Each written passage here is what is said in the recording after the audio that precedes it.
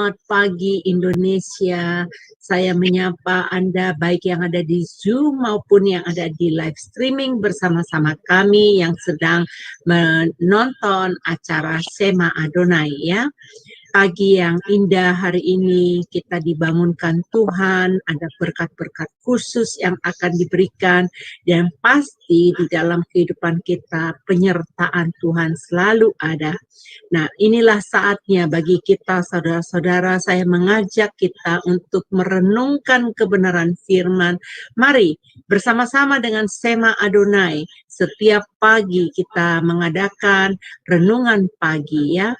Bapak Ibu, sebelum kita memulainya, saya mengajak Bapak Ibu untuk berdoa sejenak. Saya akan pimpin di dalam doanya.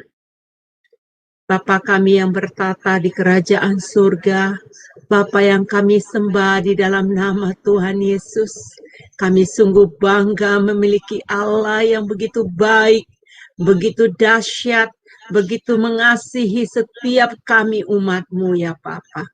Bapak, inilah saatnya kami memberikan hidup yang terbaik, mempersembahkan hidup yang terbaik untuk mempermuliakan nama-Mu.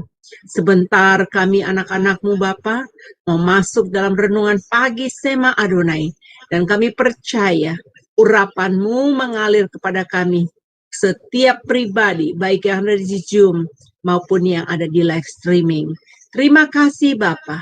Kami sambut berkat-berkat-Mu hanya di dalam satu nama, yaitu di dalam nama Tuhan Yesus. Haleluya, amin. Wow, luar biasa. Saya merasakan urapan Tuhan yang luar biasa walaupun saya ada di New York ya. Teman-teman semua ada di Indonesia. Tapi saya percaya pagi ini waktu Indonesia, termasuk saya, akan menerima berkat firman Tuhan. Baik Bapak Ibu, sebelum kita memulainya, mari kita mendengarkan pujian penyembahan yang dibawakan oleh Ibu Murni. Temanya adalah Tuhan ku mau menyenangkan-Mu. Dipersilakan.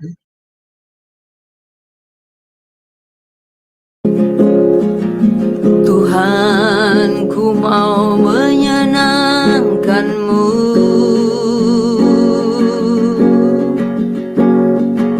Tuhan bentuklah hati ini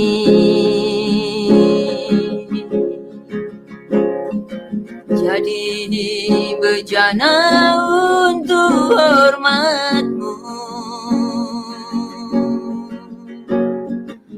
cemerlang bagai emas murni.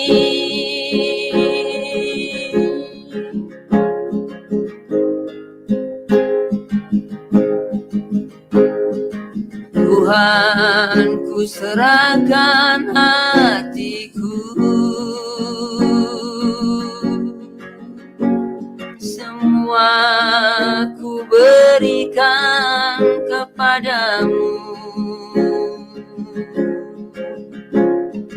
Kuduskan hingga tulus selalu,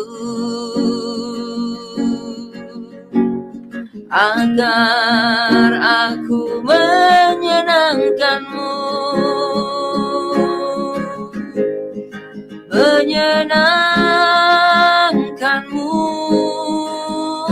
senangkan-Mu. Hanya itu kerinduanku, menyenangkan-Mu, senangkan-Mu. Hanya itu kerinduanku.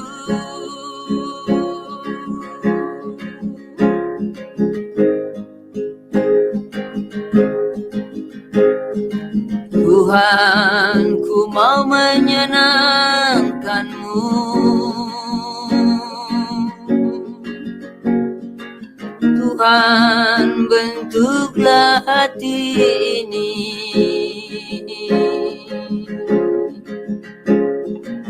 jadi bejana untuk hormat-Mu,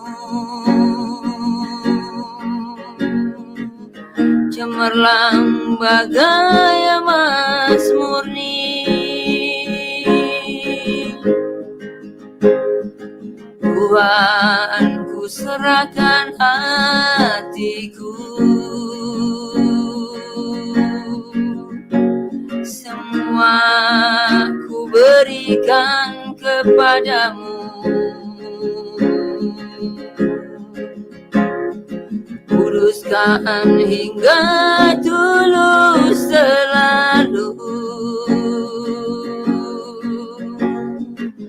agar aku menyenangkanmu,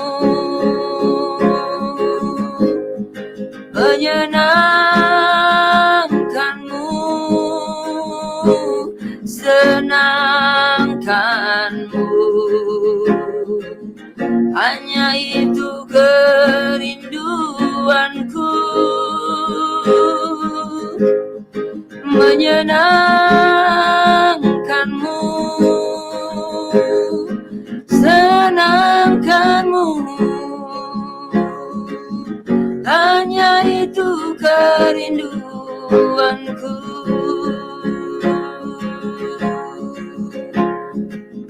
Hanya itu kerinduanku.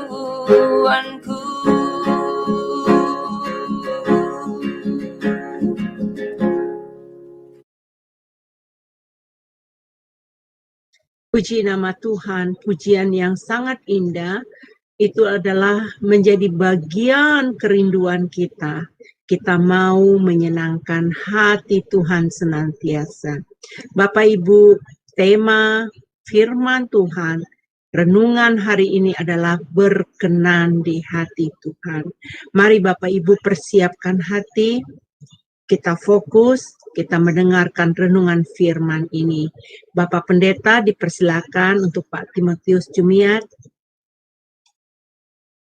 Puji Tuhan, shalom, selamat pagi semua dan selamat malam buat yang di New York, Amerika. Ya. Sebelum kita dengar firman Tuhan, kita akan berdoa sekali lagi. Mari kita satu di dalam doa. Bapa di dalam surga, dalam nama Tuhan Yesus Kristus, terima kasih Tuhan buat kesempatan ini, terima kasih buat perkenanan ini Tuhan. Karena waktu ini adalah waktu perkenanan untuk kami boleh datang kembali kepadamu, menerima kasih karunia dan keselamatan yang dari Tuhan. Bersama-sama Sema Adonai Tuhan, kami akan merenungkan firman Tuhan. Tuhan, kami percaya firman-Mu sanggup menjadikan yang tidak ada menjadi ada. Firman-Mu sanggup memulihkan, meneguhkan, menjadikan segala sesuatu baru dalam hati kami, dalam pikiran kami. Karena firman-Mu adalah pencipta yang luar biasa Tuhan. Kami sungguh bersyukur kepadamu, Tuhan, kiranya Engkau memberkati kami dengan hati dan telinga seorang murid, sehingga benih firman-Mu ini Tuhan, kami terima, boleh bertumbuh, berakar dan berbuah dalam hidup kami. Kami serahkan Tuhan, kiranya memberkati jaringan yang ada sehingga lancar semua, sehingga benih firman-Mu dapat kami terima dengan baik, dan kami simpan dalam hati kami untuk kami menjadi dasar yang kuat dalam kami mengiring dan melayani Tuhan.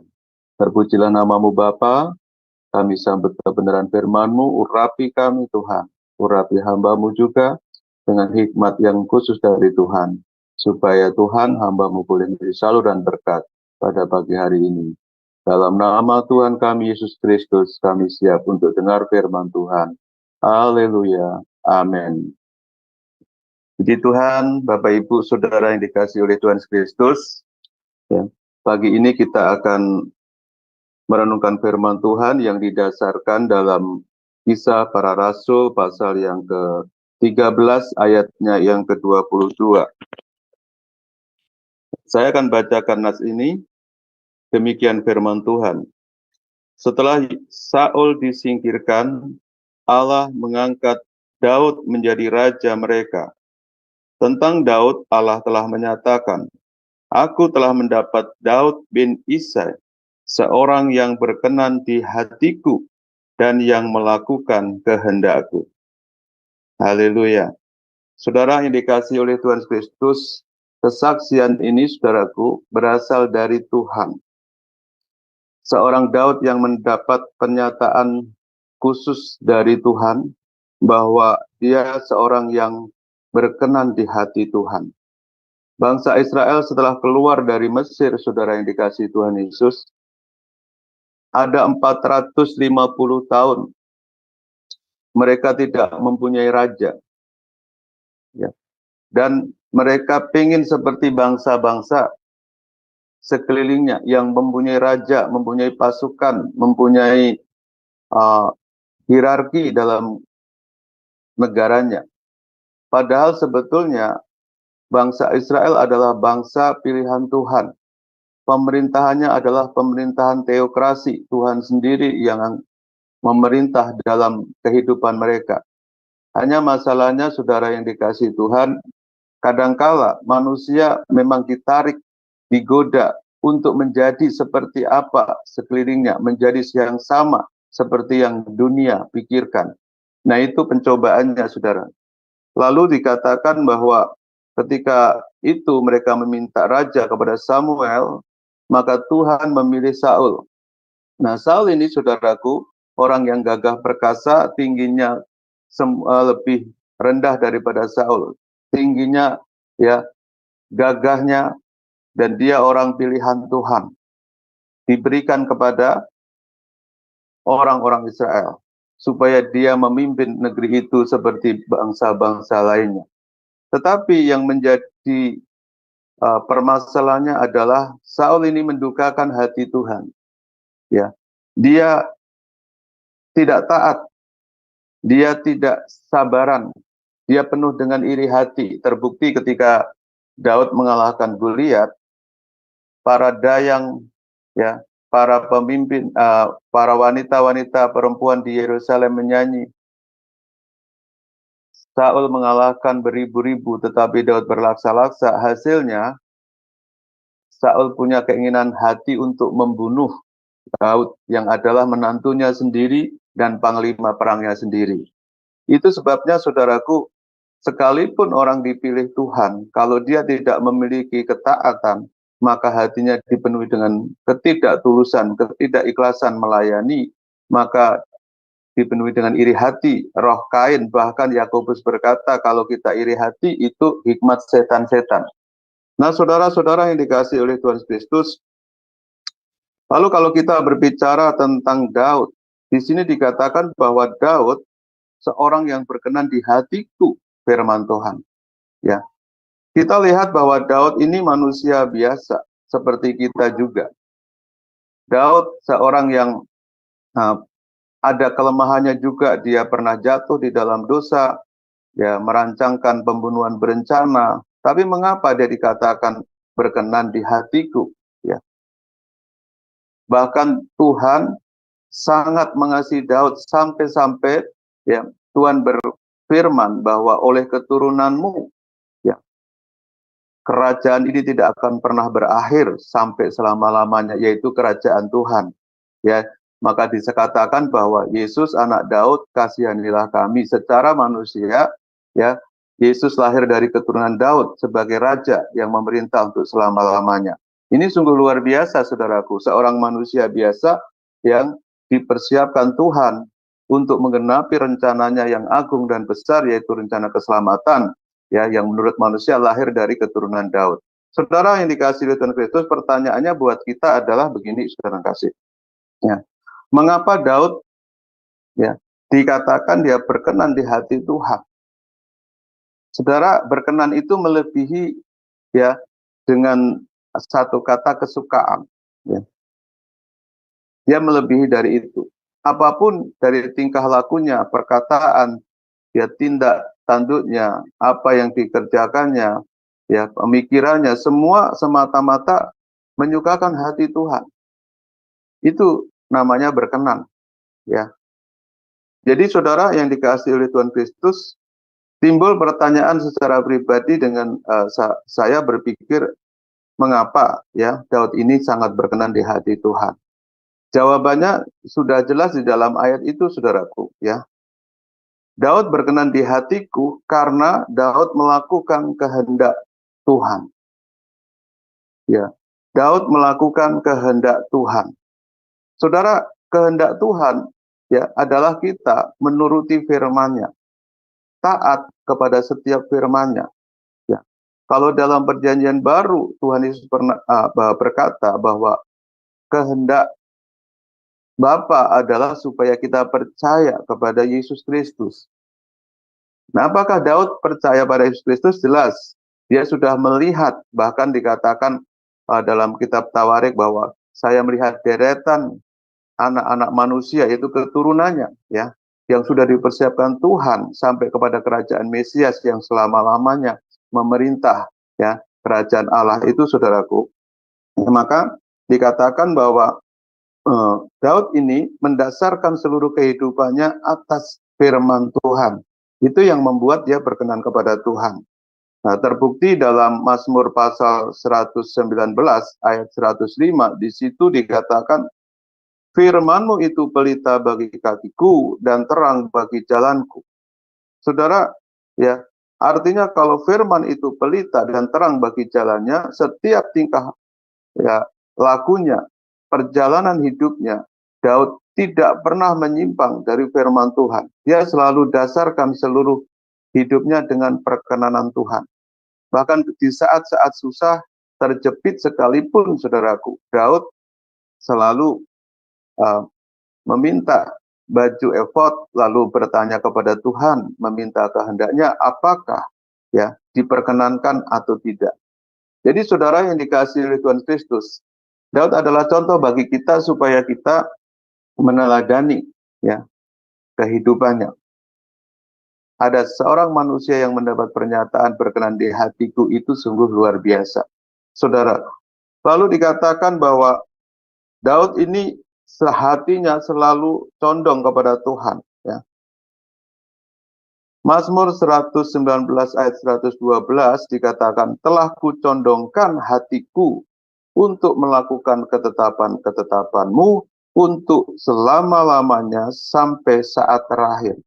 Artinya melakukan kehendak Tuhan itu ya tidak ada batas waktunya, tapi untuk selama-lamanya. Nah, banyak orang, saudaraku, ketika dia dipanggil oleh Tuhan pada cinta mula-mula, dia taat dan setia, memiliki sebuah kerinduan ya untuk terus ya membaca firman-Nya, untuk terus merenungkan firman Tuhan, apapun itu, memuji Tuhan ya dengan cinta mula-mulanya itu, saudaraku. Tapi ketika hidup terus berjalan, ya waktu terus berjalan, kadang orang mengalami perubahan karena yang pertama keadaan, yang kedua ya saudara tergiur oleh hal-hal yang dunia lakukan, ada rasa jenuh, ada rasa tidak lagi berapi-api di dalam Tuhan. Nah, saudara, kadang kita lihat seperti Tuhan jemaat Efesus. Jemaat Efesus dalam surat kitab Wahyu, ya, surat kepada 7 jemaat, dia jatuh bukan karena dia melakukan dosa, tetapi jatuh dalam meninggalkan kasih mula-mula. Dan Tuhan berkata, ya, betapa dalamnya kamu jatuh, bangkitlah. Nah, saudara, rupanya kita meninggalkan cinta mula-mula ini sebuah kejatuhan yang begitu dalam, karena kita sudah kehilangan kasih yang berkobar-kobar, kasih yang menyala-nyala, roh yang menyala-nyala, ya yang dulu suka melayani Tuhan, sekarang tidak lagi, udah sama saja, ya. Saudara, itu pertanyaan-pertanyaan juga yang sering iblis bisikkan kepada termasuk seperti saya, hamba-hamba Tuhan, untuk apa kamu melayani? Apa bedanya hidupmu dengan yang lain? Sama-sama aja, bahkan lebih parah, lebih sulit, lebih sukar. Tapi saudara yang dikasihi Tuhan Yesus Kristus, kalau kita menyimpan firman Tuhan di hati kita, maka saudara, kita tidak akan pernah berhenti untuk kita boleh melayani, kita boleh memuji, menyembah Tuhan, selalu punya kerinduan dan kerinduan untuk kita dekat dengan Tuhan. Saudara, ya orang yang mengasihi Tuhan, melakukan kehendak Tuhan. Ya, dia menuruti firman Tuhan, saudaraku. Kalau saudara mundur baca dalam Mazmur pasal yang ke-119 ayat 97 sampai 100, itu membuat seseorang menjadi bijaksana. Karena begitu mencintai Taurat Tuhan, ya orang menjadi sangat bijaksana ya. Kalau saya bacakan Mazmur 119 ayat 97, betapa ku cintai Tauratmu, aku merenungkannya sepanjang hari. Ya, sepanjang hari bukan artinya Daud tidak bekerja, dia seorang raja. Tentu dia pagi dia merenungkan firman Tuhan dan semua gerakan hidupnya selalu disertai apakah ini berkenan atau tidak, apakah ini menyukakan Tuhan, salah atau tidak. Selalu Daud akan mempertimbangkan itu. Perintahmu membuat aku lebih bijaksana daripada musuh-musuhku, sebab selama-lamanya itu ada padaku. Saudara bayangkan ketika berperang, toh Daud juga mendasarkan ya peperangannya itu dengan firman Tuhan. Aku lebih berakal budi, ayat 99, daripada semua pengajarku, sebab peringatan-peringatanmu kurenungkan. Saudara bisa bayangkan, pengajar itu guru. Guru tempat kita belajar, tetapi Daud lebih berakal budi daripada pengajarnya. Kenapa? Karena dia ya mencintai firman Tuhan. Dia nurutin kehendak Tuhan melalui firman-Nya. Ayat yang ke-100, aku lebih mengerti daripada orang-orang tua, sebab aku memegang titah-titahmu. Saudara, kadang kita terjebak begini, ya. Suatu ketika saya melayani seseorang ini, saudaraku, dari saksi Yehova. Lalu ketika saya beritakan firman Tuhan tentang akhir zaman, ya beliau berkata, sama teman saya, bukan sama saya, dia berkata, Bapak Timotius umurnya berapa sih? Kenapa dia mengajarin saya firman Tuhan? Saya lebih tua, ya. Saya lebih mengerti 26 tahun di atas saya. Saudara yang dikasih oleh Tuhan Kristus, kadangkala kita terjebak dengan umur, apakah orang itu mengerti kehendak Tuhan atau tidak. Tapi di sini bahwa guru tempat kita belajar, orang tua tempat kita bertanya. Tetapi Daud lebih dari semuanya itu, kebijaksanaannya dan hikmatnya, karena dia ya menuruti firman Tuhan, dia melakukan kehendak Tuhan dalam kehidupannya. Nah, saudara, di dalam perjanjian baru ada seorang Timotius, ya tentu bukan Timotius saya ya saudara ya, tapi Timotius murid daripada Paulus ya. Dalam 2 Timotius pasal 3 ayat 15 sampai 16, di situ dikatakan, ingatlah juga bahwa dari kecil engkau sudah mengenal kitab suci, yang dapat memberi hikmat kepadamu dan menuntun engkau kepada keselamatan oleh iman kepada Kristus Yesus. Sebagai tulisan, segala tulisan yang diilhamkan Allah memang bermanfaat untuk mengajar, untuk menyatakan kesalahan, untuk memperbaiki kelakuan, dan untuk mendidik orang dalam kebenaran. Saudara, ya Timotius kecil, saudaraku, dia sejak kecil sudah mengenal kitab suci. Dan dalam tradisi gereja, umur 16-17 tahun, Timotius sudah pernah mengembalakan jemaat di Efesus. Saudara, dari umur di bawah 20 tahun ini dia mengikut Paulus, dipercayakan. Ya, jadi artinya mengapa Paulus begitu percaya dengan anak ya rohaninya ini? Karena dia mengenal firman Tuhan. Dia tahu bahwa Timotius mendasarkan seluruh hidupnya juga di dalam firman Tuhan. Sehingga firman Tuhan yang diilhamkan Allah itu yang kita baca dari Kejadian 1, belum ada surat-surat ya. Masih banyak konteksnya Perjanjian Lama dan kitab Injil saja ya.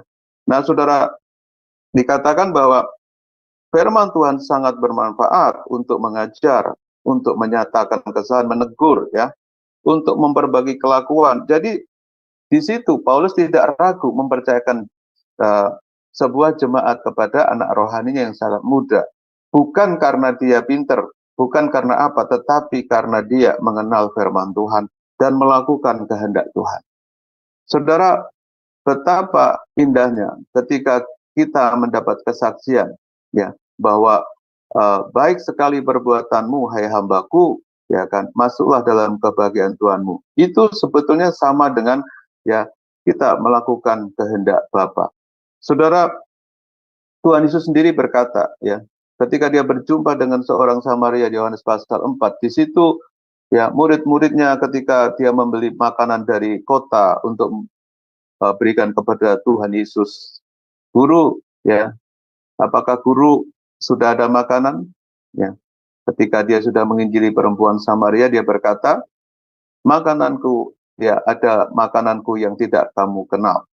Makananku adalah melakukan kehendak Bapa. Maka sampai ada satu pujian, makananku, ya, melakukan kehendak Bapa. Saudara, jadi melakukan kehendak Bapa ini jelas dari mana kita tahu kehendak Tuhan? Jelas dari firman Tuhan. Ya, maka saudaraku di akhir zaman ini, apalagi ya di sekeliling saya melayani, banyak hamba-hamba Tuhan suka bernubuat, suka ini, suka itu, saudaraku. Dan nubuatnya ini aneh-aneh, saudaraku. Saya selalu berkata, orang bertanya kepada saya, bagaimana itu Pak? Enggak apa-apa, kamu baca firman Tuhan. Kalau di dalam firman Tuhan ada, ya, maka saudaraku itu tidak melanggar. Tetapi kalau di dalam firman Tuhan tidak ada, ya, kita harus menguji setiap nubuatan sehingga kita tidak salah jalan. Saudara yang dikasihi oleh Tuhan Kristus, karena firman Tuhan itu semua kehendak Tuhan dari awal sampai akhir. Mulai dari kejatuhan sampai rencana keselamatan agung ada di dalam firman-Nya.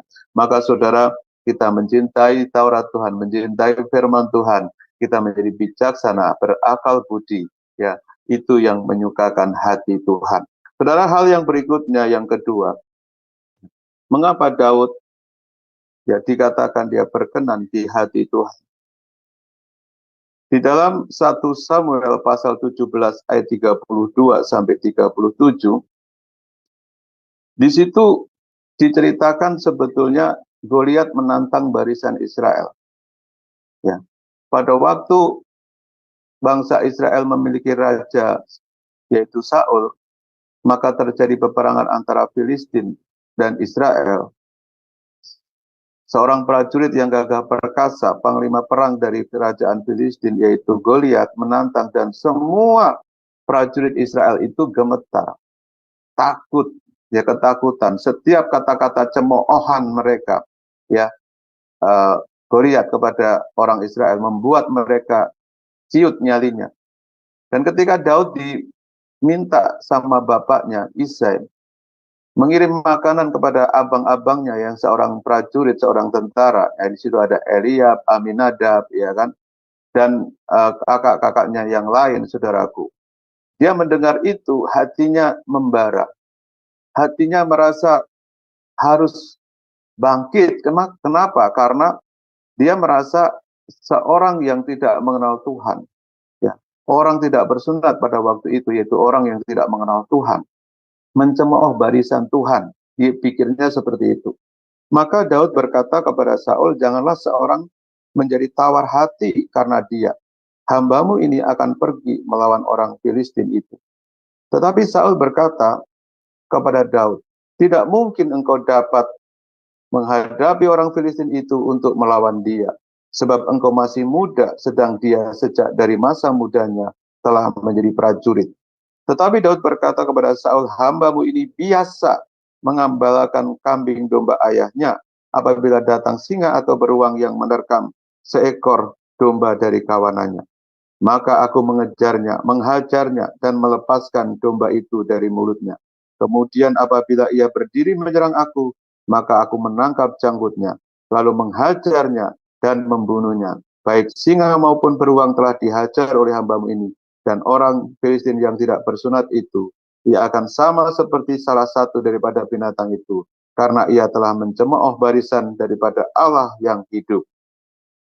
Pula kata Daud, Tuhan yang telah melepaskan aku dari cakar singa dan dari cakar beruang, dia juga akan melepaskan aku dari tangan orang Filistin itu. Kata Saul kepada Daud, pergilah, Tuhan menyertai engkau. Saudara, apa yang kita dapat dari pembacaan ini, saudaraku?